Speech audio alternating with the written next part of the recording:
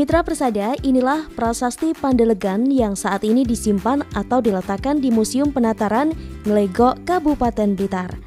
Bentuknya masih kokoh, hanya saja karena usianya yang sangat lama, simbol maupun tulisan di batu prasasti hampir tak terbaca lagi.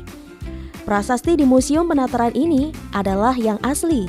Ada 2 duplikat prasasti Pandelegan di Kabupaten Blitar.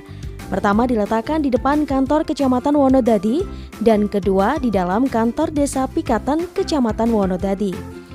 Karena sesuai cerita, prasasti ini ditemukan di wilayah tersebut.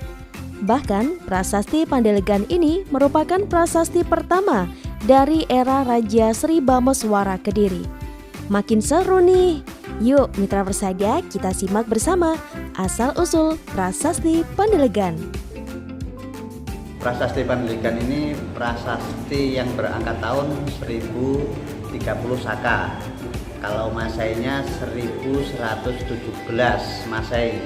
Tepatnya 11 Januari 1117. Prasasti Pandelegan ini diletakkan di Pikatan. Ini anugerah dari Raja Sri Bameswara, atau tepatnya sing kondang rajanya Kediri, Panjalu Kediri, yaitu Raja Jayabaya, yaitu sebelum Raja Jayabaya naik tahta itu sebelumnya kan Sri Bameswara itu, ya, tepatnya Sri Bameswara itu. Sri Bameswara memberikan anugerah desa swatantra kepada masyarakat desa Pikatan karena dianugerahi prasasti tersebut atau desa swatantra tersebut karena pada waktu itu ikut mempersatukan kembali Kerajaan Panjalu Kediri dengan Kerajaan Jenggolo yang ada di Sidoarjo. Wah, ternyata prasasti ini adalah sebuah penghargaan yang diberikan kepada Desa Pikatan. Selain itu, Desa Pikatan merupakan salah satu desa tua di Kabupaten Blitar yang dulunya bernama Pandelegan. Situs atau prasasti yang diberikan Sri Bameswara itu pasti ada ciri-cirinya. Kalau prasastinya Joyoboyo itu Garuda Muka. Kalau Sri Bameswara itu cirinya pas, kalau sekarang namanya stempel, cap lencana itu Sri Bameswara namanya Arda Candra Kapala, atau tengkorak yang bawahnya menggigit bulan sabit.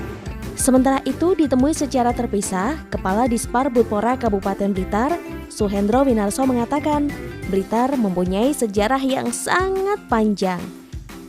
Nah, kalau berbicara Blitar, kapan terlacak itu memang salah satunya berpatokan pada prasasti Pandelegan.